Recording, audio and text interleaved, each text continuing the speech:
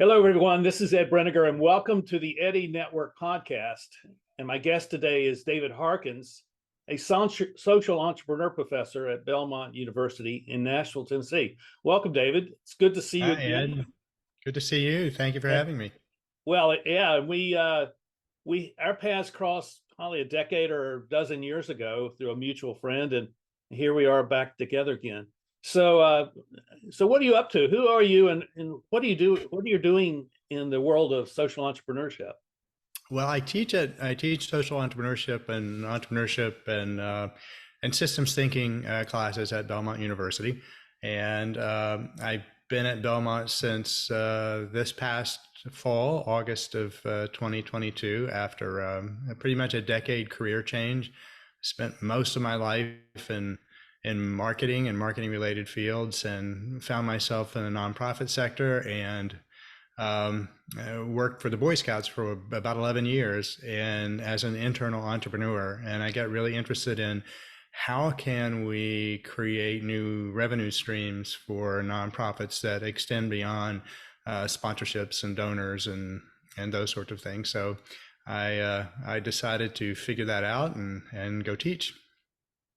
That's fascinating because I find in my interactions with people, not just here in the U.S. but around the world, that how to monetize, how to fund whatever it is you're wanting to do is the big question that we all are having, and because it seems like the old models are broken and they're not working. Am I right about that?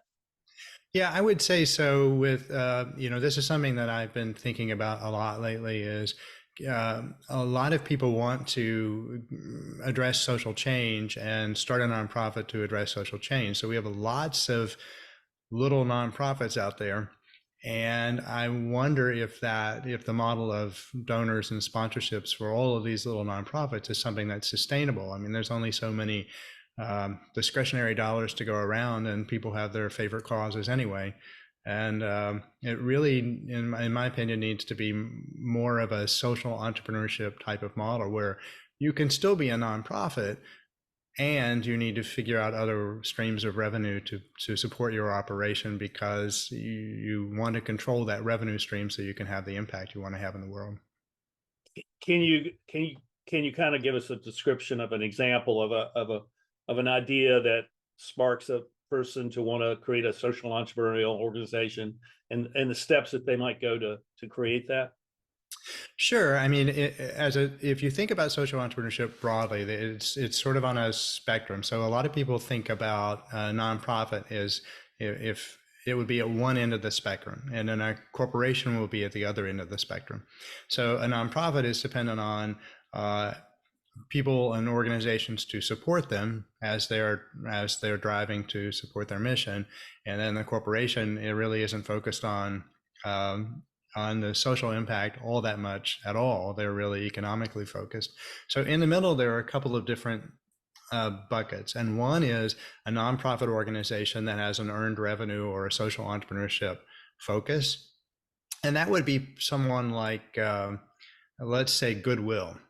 So Goodwill is a nonprofit. It has a job training program and those sorts of things, but it funds its job training program through the sales of clothing and merchandise and other things in their stores. So it has that social entrepreneurship element because it has this alternate revenue stream.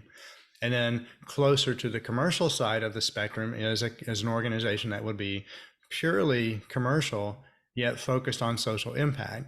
And one might place an organization like Patagonia in that, whereas they have control of their organization and their focus, and they're driving to generate revenue, but the purpose of that revenue is to have social impact.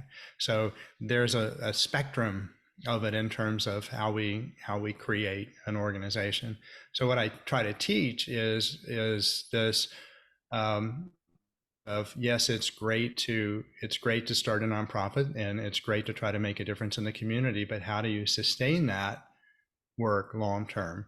And one way is to figure out alternate streams of revenue, or create an organization that is not even funded or dependent on sponsorships and donations and government funding. You have to develop your capacity to raise money right where you are. It's there. You have to go look for it. So how do you begin to look for money and the structures for raising money when your whole orientation is I'm going to serve my community, I'm going to serve my society, I'm going to serve the people in my neighborhood, and we don't have any money, but we need to find some. How do people go about learning to look for the money in that way? I I think it requires a mind shift, right? It requires a mind shift from um, I want people to write me a check to support my organization, to support my cause, to a shift of what can I create that's aligned with my mission that creates value for other people. Mm-hmm. And that becomes a product or a service that can be sold as some way to generate revenue that over which you can have some element of control. Um, there are many ways to do that. There are some companies, for example, so one of my charges at the Boy Scouts as an internal entrepreneur, my job description read something like build new lines of business to maturation and hand them off to other departments. So one of the things I did was sort of blow up and retool the organization's licensing and trademark protection program.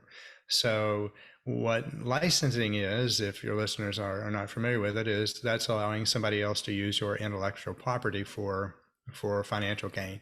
So, and you as an organization get a royalty off of that or some other sort of consideration. That generates a nice stream of revenue. It can for some organizations if you have intellectual property. There are some larger nonprofits and some smaller ones too that actually sell products that are aligned with their mission. So in the Boy Scouts and the Girl Scouts and 4-H and some of the big organizations, they sell uniforms and merit badge pamphlets and patches and things like that that support their organization, but also generate a revenue stream. There are smaller organizations that do things like, for example, there's one here in Nashville that I work with that is an organization that supports women and we're bringing women back into the workforce and in different ways, and they have a job training program that involves a gift shop that they run and a cafe that they run, and both of those are earned revenue types of programs that support the growth of their organization and fund their programs. Another example is an organization that supports a rehab organization, so a rehab facility that discovered in their own research that there wasn't enough research on some of the topics that they were working on. So they set up a research division and they hired a researcher, and the researcher does research on the topics that support their work, but they in turn sell that research and those services to other rehab centers to support things that they're doing, and that creates an earned revenue stream as well. So it's how do you look at, well, let me give you one more example. So in Asheville, where you and I met, I spent some time working with a nonprofit there that supports local hospitals, pediatric patients in local hospitals, and they what they do is they go in and they have art lessons and creative expression opportunities for these pediatric patients to get their mind off of what it is that they are encountering in the hospital situation. So I spent about a year with them helping them take those art kits that they did in the hospitals and turn them into a commercial product that could be sold to other hospitals that would support pediatric patients in other hospitals. So there's a real need to kind of get out of the box and let's say have an entrepreneurial mindset with how we can generate revenue through the sale of products and services that are really, really closely aligned with our mission and don't require someone to write a check. And it's easy to get, I don't want to say it's easy to get somebody to write a check, but it's a lot easier to get somebody to write a check than it is to create a whole new stream of revenue. Yeah. Yes and no. So where I'm seeing things fall down is in this idea of systems thinking, right? So we all as leaders try to drive change, but we don't really understand the system in which we're trying to drive the change. So there's a model of leadership called the social change model of leadership. I don't know if you're familiar with it, but it really takes a look at individual values and group values, and then citizenship or societal values, and how those integrate in a way that can help drive change. And part of that societal values is understanding the system in which all of this operates. So it's great to come out and say, I had this passion for this, and to get other people who also have the same passion to try to drive the change. But unless you understand the system and what you're driving against, it's really hard to drive that change. So what I try to encourage is basically systems thinking, systems mapping. What's the system in which we are trying to change, and what are the cause and effects that are happening? And then the most important thing of all is who benefits from the system remaining the same, because that's where we have to focus the change effort. And that takes time and effort, and it requires a great deal of, let's say, civility to navigate, and an openness to understanding other people's problems, and an openness to understand the passion that people have behind the system wanting to remain the same, and then how we help them navigate the change. And as you are well aware, we in the United States don't work that civility aspect very well at the moment. And it's hard to drive the kinds of change that need to happen, even if you can look at the system and say, this is what's wrong, these are the cause and effects that are going on. It's hard to drive the change because each side, this polarity of each side, that's entrenched in their beliefs, and no one's willing to, or few people are willing to come out and try to bridge that. Yeah, when I was young, and I was in school, and even in both stints in graduate school, the systems thinking or systems theory was not ever touched on. And then in the 90s, it was very hot. It was a hot topic in the 90s. And yeah, my colleagues have asked, one of the things that we're doing at Belmont is trying to be a hub for social innovation. And we talk about tackling wicked problems. And one of the challenges that I saw is we weren't yet teaching people or students a way to tackle wicked problems. So, wicked problems, as you know, are these highly complex problems that exist, and almost all social problems are wicked problems. And you can figure out, you can make a change, but unless you understand the system when you're trying to make the change that you make might actually have unintended consequences and make things worse for everybody. So you really have to understand the bigger picture for that. So systems thinking is the way in which we can tackle these wicked problems in the social sector. And when I asked to teach a course on this, many of my colleagues outside of Belmont, and many of my colleagues who understand the systems thinking thing, were like, you're going to teach systems thinking to undergraduate students?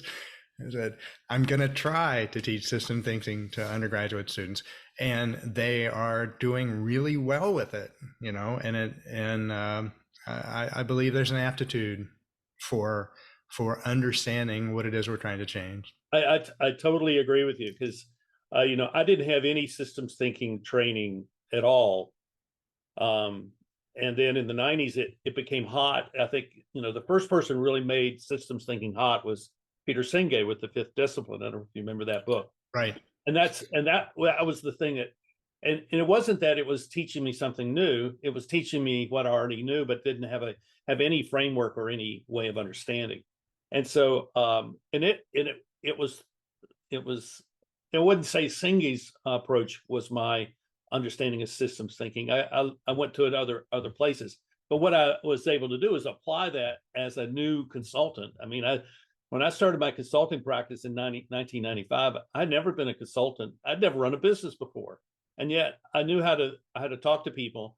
And what emerged from that are these patterns of behavior, which is the picture of the system. Right.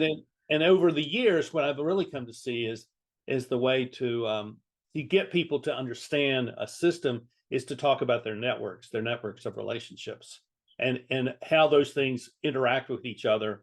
And then how do you actually develop those as a way of addressing some of these larger issues? So it's a really interesting thing, because I don't think people have any clue as to what systems thinking is, but they really do see it from the standpoint of what's uncomfortable and disappointing and hard in their life is because the systems have broken down and they're not working. Right, right. And we have systems on top of systems on top of systems. So, we have our own way and our own mental models of doing things. And then we are part of a system, say a family system. And then we're part of our community system, which has their own way of doing things, which is part of a broader system, which has a way of doing things. So, as you move out from that, you have all these layers of systems that you have to navigate. And it's really imperative to think through that. What is the change that we're trying to drive here, and how can we make people comfortable with it? So, and I'm thinking now, and we're kind of moving to a close here, but I'm thinking now about the people who live outside the U.S. who may not have the benefit of being able to come to a university like Belmont and study with you and learn about systems thinking, learn about social entrepreneur work. What is it that they need to do? How do they approach kind of coming up to speed to understand what this is? Are there resources that are kind of available to them for learning that exist on a global scale? There are some broader, but as there are some broader systems thinking uh, resources, but as you mentioned, it really is maybe just making a resurgence as a way to tackle the problems, because we're beginning to see and understand the impact of systems, and what systems thinking does, as you mentioned earlier, is it gives us a framework to have the conversations. But there's not a lot. I mean, when I was looking for resources for my class, for books for my class, there's just not a lot. Donella Meadows was one of the founders of the whole systems thinking movement, and her books are quite helpful in helping students and others understand systems thinking.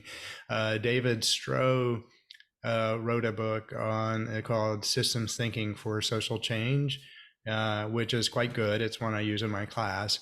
And in terms of other resources, there's just not a lot. You have to read it, and you have to internalize it and figure out how to make it work yourself. And because systems thinking in itself is complex, it really makes it difficult for people to learn it on their own. And there may be some YouTube videos there's actually a great one on how to make toast. So if you want to search how to make toast, I'll see that. That's the introduction to systems thinking. That gets people understanding, everybody has different ways of doing things, and we end up with basically the same kind of result. But that's a good way to help get a base understanding of what systems thinking is. I think there needs to be more, and that's something that's on my radar. I'm just not quite there yet. I got it.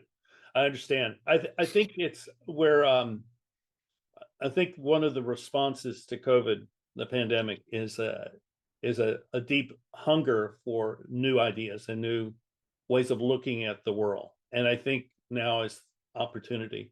And last fall I began a series of posts on my Substack on synthesis. And I don't know why I started with that word. That word just popped into my mind, and I said, this feels like something that I need to look into. And I wrote 17 different posts about it. And I said, I gotta stop this, because I'm not getting anywhere. In my mind, I'm not getting anywhere. People might like what I'm saying, but I'm not getting anywhere because I don't feel like I'm going deep enough in understanding. So I've got stuff I got to go research, and I think I'm actually going to write a book on synthesis, which is really another way of looking at this kind of social entrepreneurism not as a business thing, but as a way of life, and systems thinking as a tool for understanding life and my place in it. I think that's one of the things I'm going to be working on, and I don't know where it all goes. I just take one step at a time, but it's a very systems view of it. And so if does does Belmont offer any of your courses online? If they were No, not at the moment. I don't have any courses online. Belmont's a very hands-on type of teaching institution, and none of my courses are online. That's something that we're sort of looking at how to expand those sorts of things in the future. But at the moment, no. There's an entrepreneurial opportunity there. Oh, absolutely, absolutely. Yeah, that's the way you can sell it. Well, David, I'm grateful that you took the time to spend with me and with us, and I think this is fascinating. I think we've begun a topic of conversation. I don't think we've exhausted it by any stretch, and maybe we'll get back together again in the future, and we'll see what new things we can offer to the world as a way of helping them take personal initiative to create impact in their local communities, which is really the goal that I have. Yeah, I would love that. Thank you so much for having me, Ed. It's been a pleasure. Thank you, David. Welcome back, everyone. This is a unique opportunity that we have. Right before this, you heard my interview with David Harkins, who's there on the screen with me. David is a social entrepreneur and systems thinking, systems science, professor at Belmont University in Nashville, Tennessee. And we were talking about, well, let's find a couple of your students and bring them on. So that's what we did. So this is a couple of weeks after we did the original interview that you just saw. And now I welcome Sid and Sam and David to the show. And David, why don't you introduce your students so that we all know who they are, and then we can start our conversation. Sure. The two students I have with me are Sid Bagley, who is a social entrepreneurship major and a senior and graduating here in a few weeks, and Samantha Urban, who is majoring in psychology and social entrepreneurship, and she's also a senior graduating in a few weeks. Congratulations to both of you. Thank you. So give us a little indication of how you ended up deciding that social entrepreneurship, and then for you, Sam, psychology along with that. How did you come to choose this as your selected major? Yeah. Sam, do you want to go first? I can, yeah. Coming into college, I had wanted to study psychology. It was some of the most interesting coursework to me, and I was interested in how you could kind of learn more about research as well as applying. And I was still unsure if I wanted to go into counseling at that time or not, or pursue into like higher education. So I came to Belmont. I was drawn to the psychology department, drawn to the community. And when I got here, I joined a student organization called Enactus, which is actually an international student organization for social entrepreneurship.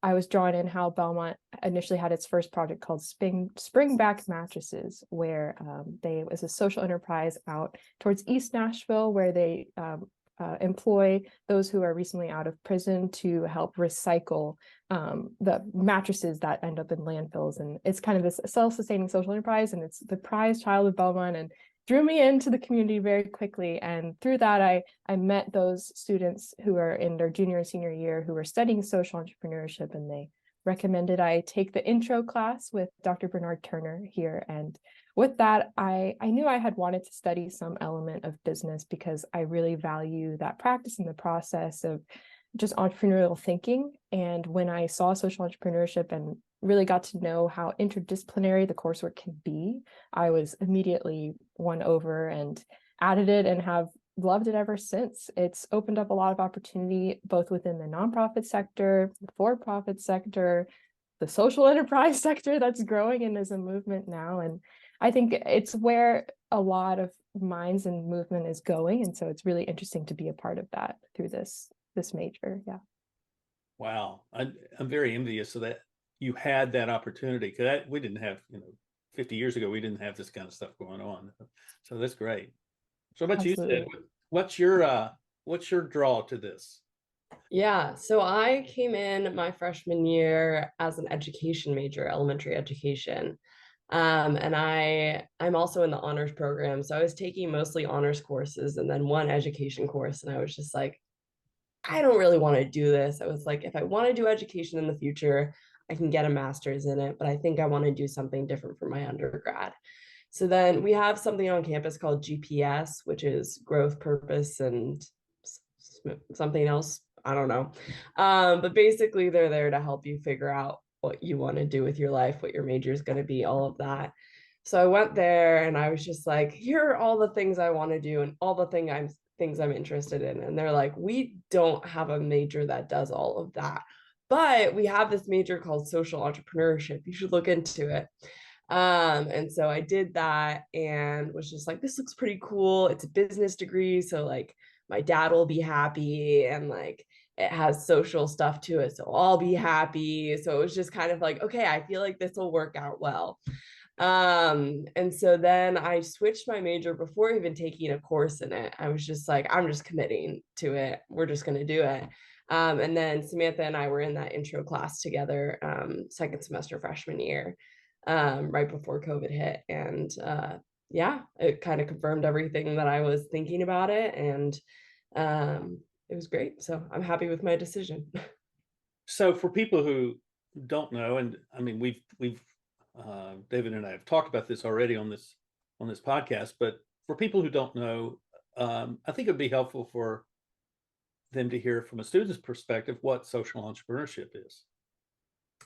Well, Samantha and I are also in the capstone class together, and for our like comprehensive exam, we have to like talk about what social entrepreneurship is. And I don't think that so the head of the program, Dr. Bernard Turner, is in charge of the class. And I don't think he's ever given us a real like, this is the definition. He's been like, this is what this person thinks, and this is what this person thinks. And we have to memorize what each person thinks on social entrepreneurship is. So even I've talked to my colleagues that are also in social entrepreneurship, and I think we each give a different definition every time somebody asks us what it is. That's not an answer, but Samantha, if you have an answer. I was going to say it depends on a lot of different things, but social entrepreneurship is somewhat of a mindset. It's not in a practice. And it can take place, like we said, across sectors, whether I think basically it's being a change agent in the social sector, using business practices for the triple bottom line of people, planet, and profit, and having social change be integrated into your model. So that way you can self-sustain rather than relying on donations and grants like a nonprofit does. You have this additional revenue to help you continue building out and sustain this mission beyond, individual contribution and donations of that and philanthropy of that matter. And so I think you see it in like B corporations like Patagonia. You see it in local social enterprises, like we have one here in Nashville called Thistle Farms, where they have multiple kind of social enterprises involved, but they help women survivors of human trafficking through a 2-year program where they provide housing and rehabilitation program and employment training.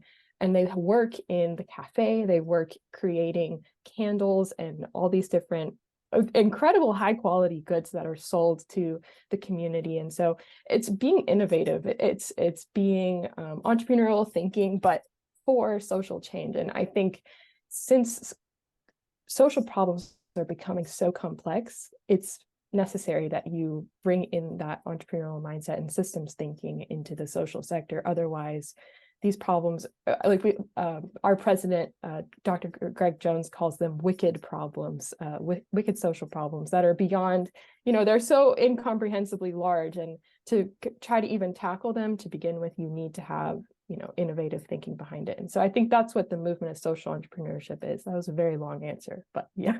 You hit it all. Yeah. That was an outstanding answer. I think that's something that the university should clip and use it in its marketing, because that really from what I understand social entrepreneurship to be, I mean, you nailed it. And it's, Oh, thank you. which I think it's really a kind of a synthesis of a lot of different things coming together as one thing. And it comes together as one thing because it's meeting a need that has existed that never had a solution, which is that, nonprofits are constantly trying. I mean, I've been a consultant, so I've worked with nonprofits, and they're always looking for money, and they're always having to make this appeal to donations to the purpose of the organization, but also that this can be a tax deductible gift, and that makes it very tenuous. I think it's really tough to run nonprofits, I think, today, because there's so many of them that, and we have talked about that, David, and it's one of the realities that we all face. So do the two of you have a particular cause within the social entrepreneurial arena that you would like to focus on?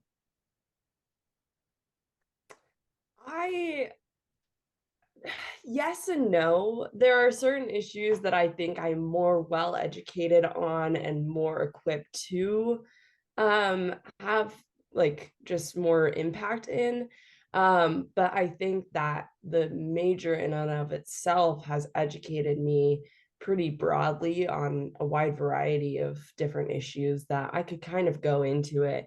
And the thing is that with systems thinking, with social entrepreneurship, you're kind of equipped to face any sort of issue, because if you break it down to the nuts and bolts, a lot of them are just the same thing. A lot of them honestly stem from the same places.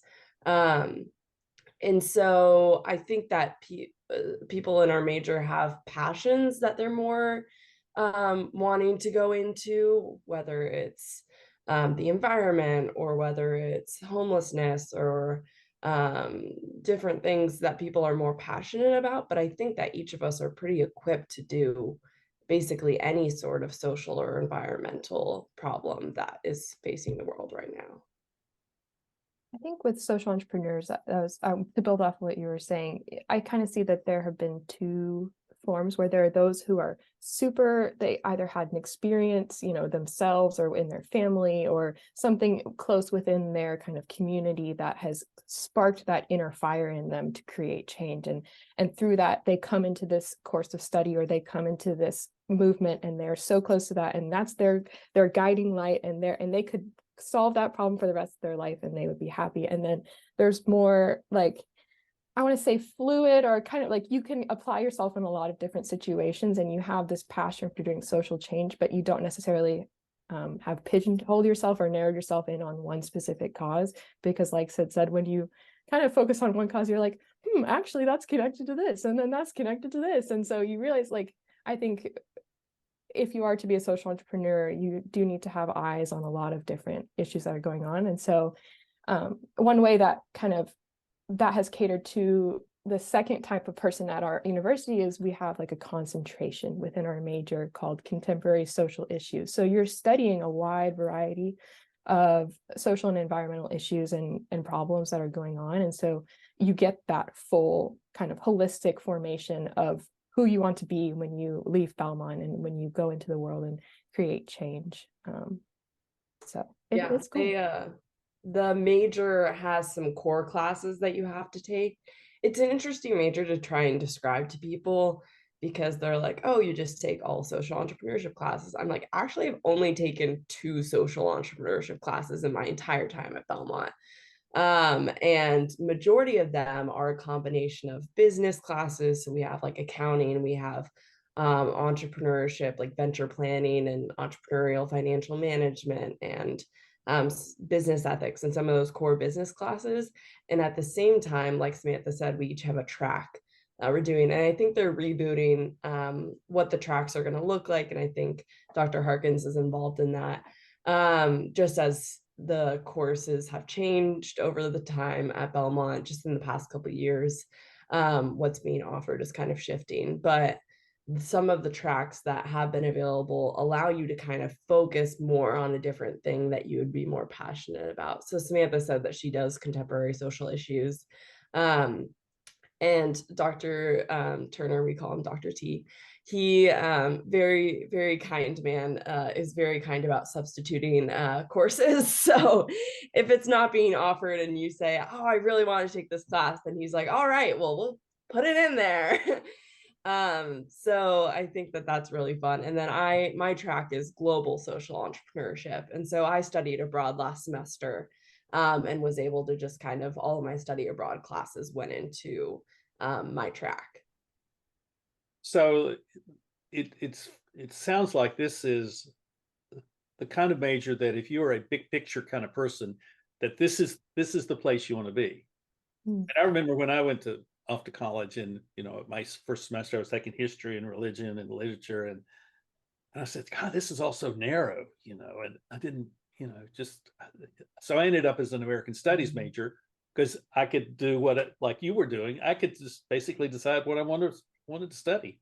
And so I think that's an important thing to recognize about yourself, is what does that mean to be a big picture person in the context of life, but also in the context of being a student, where many other people are taking courses where they're very narrow and focused in what they're studying.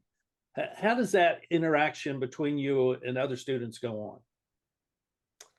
So I live with 2 nursing majors, and 3 of my best friends are nursing majors. So I'm surrounded by nursing majors. I know more about their program of study than some of them do. And so that's kind of, I think, the biggest dichotomy you can have at Belmont is the nursing major and then like the business major.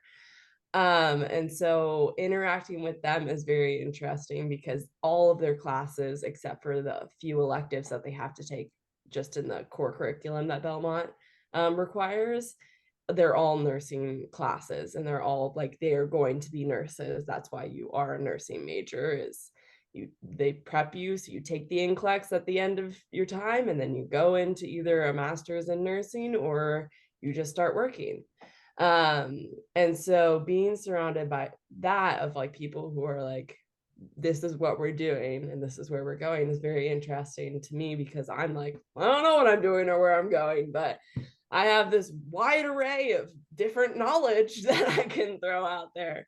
So I think that neither is good or bad. It's not like necessarily like that. It's just kind of different people knowing or not, like wanting a more broad or more narrow perspective on what they're doing in life.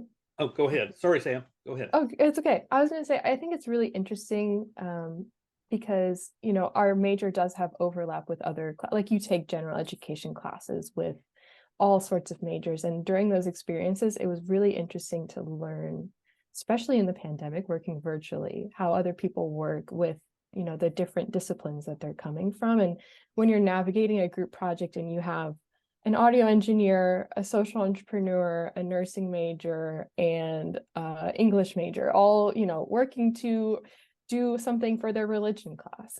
I think that collaboration and that kind of inclusivity of all these different perspectives leads to really interesting kind of experience and overall product. And even with social entrepreneurship, like, I think it's necessary to have those big picture people and the very detail oriented, like they know their stuff, because to run a nonprofit, to run a business, you need expertise. And so we do need people who are willing to dive headfirst into a topic and into a discipline, but we still need, the dreamers and the visionaries and the vision casters. And so I just think it's wonderful to have different perspectives, and obviously it can be challenging. Not everyone's going to agree all the time, but navigating that with civility is always the best way to go, in respect. So let me ask you this question, and I've been waiting to ask this question because it's a topic that I really like a lot.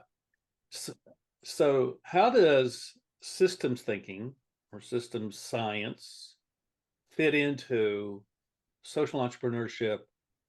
And I have a follow-up question to that, but how do you see it? How do you define systems the system science, the systems thinking, and This our final exam? Did you talk to Dr. Hark? Did you ask him to ask us that? Because this feels like our final exam question that's good, gonna good. come up. That's right. And I make mean, sure it you could have be at on your least- final exam. We just don't know. I know. I was just like, this sounds like Dr. Harkins like slid him a note and was He just set like, us hey, up. you ask You, this you don't have to. You don't have to footnote any references as you answer to your answer. So according to Dr. Harkins. yeah, according to Dr. Harkins. I So think Dr. Harkins, through this system thinking class, he has both changed my life and ruined my life, because once you learn about systems thinking, you can't look at anything without thinking about everything that goes into it, whether it's when you're sitting in traffic or when you are, like, I don't even know, like, right. I was trying to just make my dinner one night, and I started looking at the food I was like, I wonder where this came from, and what are the systems that are involved in the supply chain, and who touched this, and what's the labor market, and you just think about, and like, what's the injustice that's happening here? And I'm like, this is a banana. Come on, like, we just gotta, you gotta think. Well, there's the about banana disease. You have to I think about know. that. that's right. And it's a blessing and a curse. But once you're introduced to it, it is so interesting. And I think it's a way of thinking that is very unfamiliar to those who have been introduced to like the standardized kind of linear thinking. Systems mapping, it's like somebody's, I don't even know like what to explain. It's like you're being thrown through a black hole almost. Of you realize that you can't think of things as cause and effect all the time, but you also do. And then that there usually is all these interconnections. And I think with social entrepreneurship, going back to the question here, is like, when you're thinking about an issue, like, I mean, pertinently, like gun violence, you think about the specific situation, but also the system at play, and all of the kind of who's benefiting from the current system, who are victims, who are, like, what are the forces that are pushing it forward, that's reinforcing this cycle that may be happening, what historically has played into this, how far back do you want to go? And so there, it's a rabbit hole of thinking, but it is important to do. And when you are trying to implement social change, especially through a social enterprise of sorts, you need all of that to help you model your business. You need all of it to help you map out who are your strategic partners, who are your target, population, your beneficiaries, your customers, your investors, and what kind of change do you want to lead, what legacy do you want to have in understanding the system. And so it's integral. And I'm very thankful that I've been introduced to this thinking and this practice in a very challenging way through Dr. Harkins, because I know it will carry me for the rest of my career and lifetime of wanting to make a difference. And sometimes you feel helpless, and I think systems thinking helps you get an understanding of things in a way that how you can approach something eventually. Maybe not right away, because it does take a while, but eventually. Yeah. What do you think, Sid? Yeah.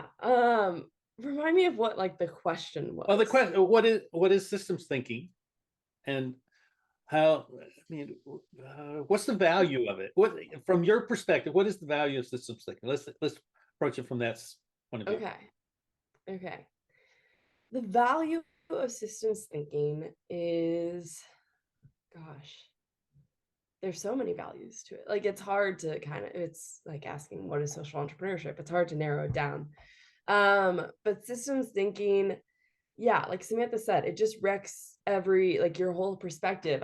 When she was talking, I was thinking about our time at Belmont, and just like learning, like, you kind of, as you go through the program, get pieces of like, this is what an accountant does. This is like, you get all the pieces of like, okay, you've learned how you need to pay attention to this group. Now let's add in this, let's add in this, let's add in this. And so looking at it from the perspective of building a business, for example, we've kind of been introduced to that. I think our entrepreneurship class is kind of, we have this one class called Entrepreneurial Financial Management, and he makes you think about everything. Have you thought about insurance? Have you thought about loans? Have you thought about who you're hiring? You have to create a whole salary map of who do you need? when are you getting them on to your team? How much are you paying them? What are their benefits? Like there's so many pieces that you're introduced to. Right. But what systems thinking does is it takes all that and puts it all together, I feel like. And so in some ways, I wish I had the class with Dr. Harkins at the beginning. And in some ways, I'm kind of grateful that it was at the end, because it kind of is a good putting everything together. Now that you have all the building blocks, all the stones that you built upon, now let's put it all together into a huge map of like, okay, you know all the different pieces, now put them together. And so the value of it is kind of being able to shift your view of the world, and see the interconnectedness, see how everything, you can't just change one thing. There is no root at a certain point because it's all connected. And so it's kind of taking you out of that perspective of, I want to change this one thing, but it also opens your mind to, okay, so what is changing that thing going to impact this? How is this, what are the consequences that are going to come from making that one change? Because it could help fix this, this, and this, but it could also make things worse on this, this, and this. And so it's Very true. bringing in those ideas and helping you think of everything. And it sucks to think of everything, but you have to, or else the world's not going to get any better. It's just going to keep getting worse, because you're going to fix one thing and 5 things are going to go to the wayside. Yeah, when I think of it, I think of a phrase that I like to use, that which is, pattern recognition is your friend, because you see all these patterns that emerge in just your interaction with people and with organizations. And when you do, then all of a sudden you're seeing the systems in real life, and you see it in 3 dimensions, and you're seeing it in terms of the persons. And you really know that you have grasped the whole ethos of systems thinking when you start critiquing the people who are the designers of systems thinking. And I suspect that you all are going to be there pretty quickly. And you're going to find, 20 years down the road, having this skill, this perception, this mindset, that you're going to be really valuable in almost anything that you do. And I would encourage you to nurture that skill set of mindset, of pattern recognition, of systems thinking, and all of those sort of things, because you'll become a very valuable person in any environment that you're in. And I'm saying that to people who are watching, that if you don't know what systems thinking is, that you really should investigate that and invest some time in learning it. There's a lot of people out there who are using this, and some of it is really simple and some of it is quite complicated. And David, you could probably give us a tutorial for the next hour on the difference, that spectrum of systems programs that are out there for us. But I think the fact that you all are learning that in your university education is really quite good.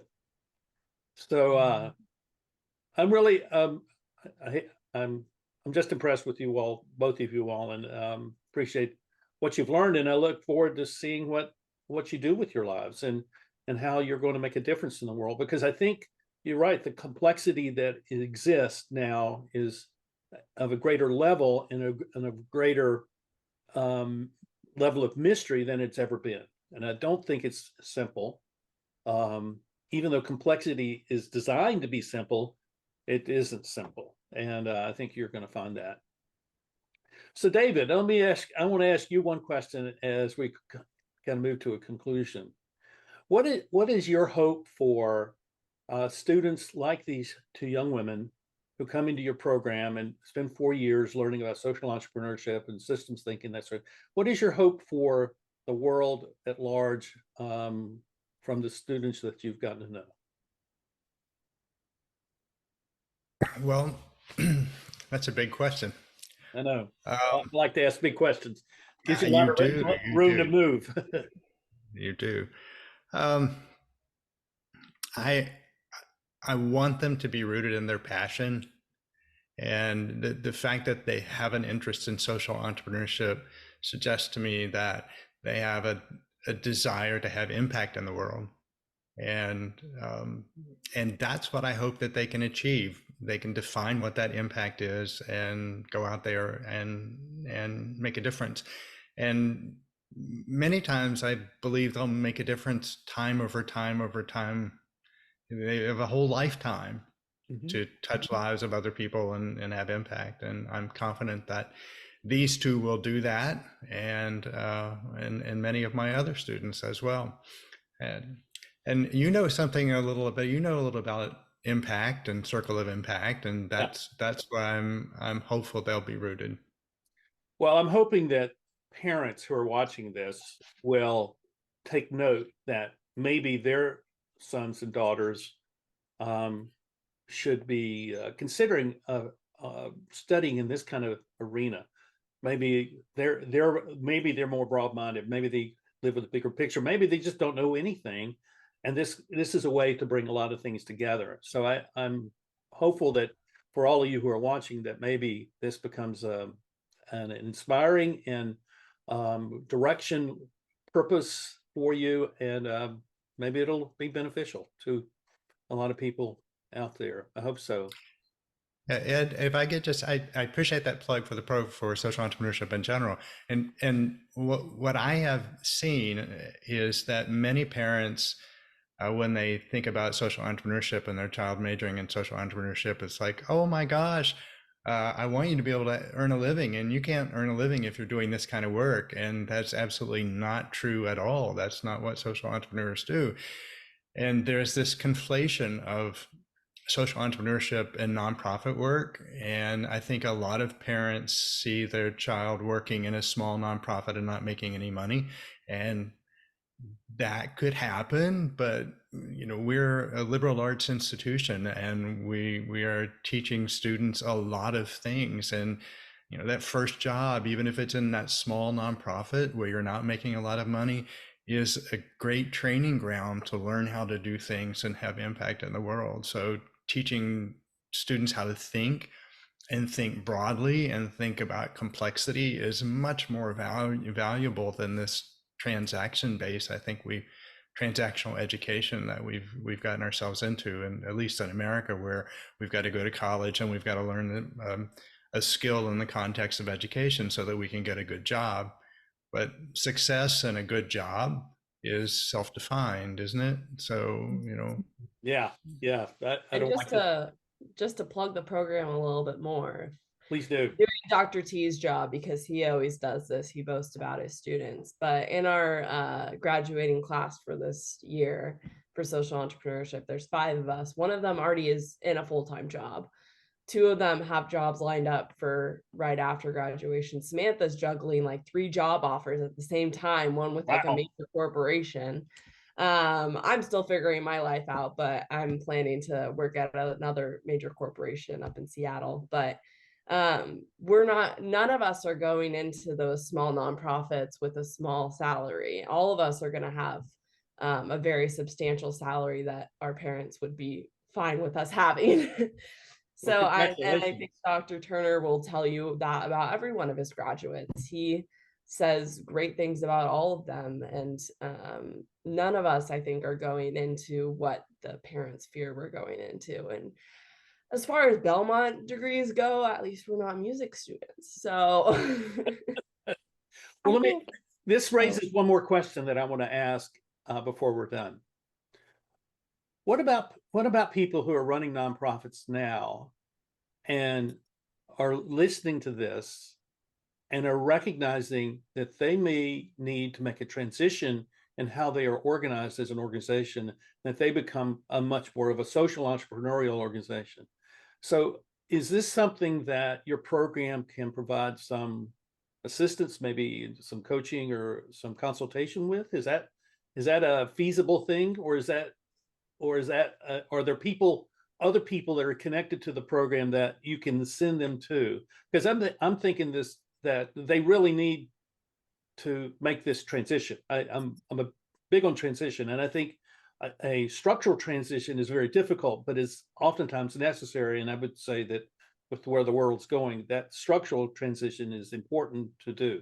So if they reach out to you, David, is that um, at least a feasible way for them to have a conversation about what's entailed, and maybe you find a way to send them to someone who can actually help them. Is that a feasible thing? Certainly, I can help out with that. You know, it's really interesting. Samantha hit on this at the very beginning. Um, Social entrepreneurship is really about sustainability. So if we as nonprofits are always out there with hat in hand looking for somebody to write us checks, that makes it hard to maintain the mission and maintain our operations. And so what many nonprofits have to do is figure out how they can move at this ladder of revenue growth so they can have more impact. So the more self-sustaining you become as a nonprofit, the greater the social impact you can have. So we've got to figure out a way to move from just be totally reliant on donations to have some sort of entrepreneurial aspect to the business, so you're generating what most nonprofits call earned income, to bring that in so you become much more sustainable for your, at least for your operations, ongoing operations. And Thistle Farms, as Samantha mentioned, here in Nashville and many others, I mean, Goodwill is a great example of this too. They have multiple streams of income. So while they are nonprofits, they also generate earned revenue, which funds programs and operations, and that makes a huge difference in their long-term sustainability and their social impact. So absolutely, that's where most nonprofits, at least in my opinion, need to be going, is this social route, this social entrepreneurship route. Yeah. Well, this is great. And Go I was ahead. going to say, utilizing systems thinking, if you're, working with the nonprofit, map out like who are you serving, who's your network, who is your community, your your location, all these different things, and that can help you identify opportunities in kind of the cycle of where can this earned income come in, and where can we shift how we're doing a practice or a service to make it profitable and sustain itself. That's true to our mission, because I think sometimes I'm nervous about the nonprofit sector chasing and changing who they are to get money and funding, because it's very real. And I think, especially, I had a background in taking a grant writing course, and I think the first thing we learned is how to make a case for support, make a case for what you're doing and who you are, and don't always try to change just to get funding, because that's not going to sustain you long term. And so I think social entrepreneurship can help transition or transform philanthropy into a sustainable practice, and where there can be these things that are funded by themselves eventually, in the hopes of it. And so use system thinking. It's really cool. Yeah, and kind of going off of both of those different things, for-profit is not a bad word, and nonprofit is not a good word. Like, not their tax brackets, like they're not defining the social agenda for either of them. Just because you're a nonprofit doesn't mean that they're socially conscious. Just because it's a for-profit doesn't mean they're not. And I think that that's the shift that needs to happen, is not thinking about, because I'm a nonprofit, that means I'm doing good, or because I'm a for-profit, that means that I'm only focused on for-profit and on profit and money, and I don't care about people or the environment. And that's the shift. Even from our first intro to social entrepreneurship class, they'd instilled that in us of, it doesn't matter if you're an LLC, if you're whatever you are, it matters what your intention is. It matters what you're doing. And so I think that's one thing. And then going off of your question of how can people get involved and get more resources, our capstone class is working with the Nashville Social Enterprise Alliance right now. They're a great resource, and they have chapters in almost every major US city. There's entrepreneurship programs, or different, what's the word I'm looking for? Programs where you're able to build up a business, get more information on how to do that. in almost every major city across the world. So there are those resources out there for either if you're wanting a social enterprise or if you're wanting more just to create a business. There are those resources out there in almost every major city that you can look out for. Wow. Thank you very much. This has been spectacular, and they're great saleswomen for the program. And I'm grateful that you decided to join me today. And I hope everyone out there who has watched this will recognize that there is, I mean, in my question to you, David, this is where the hope is. The hope is in individuals deciding they're going to take personal initiative to create impact in their local communities. That's my little definition and purpose. And so we see what it looks like when young people adopt a mindset and are trained well and are intelligent, and they have a vision for where they want to go. And so this is really key, and this has been a good example of that. So I thank each of you for being on today, and I look forward to hearing more of what happens to you as the years go on. I hope we can find a way to do that. And thank you all for watching. Please subscribe, hit the like button, but even more so, offer your comments and your questions so that we can be in conversation with you as you can be in conversation with us. So thank you very much, and we'll see you soon. Bye-bye.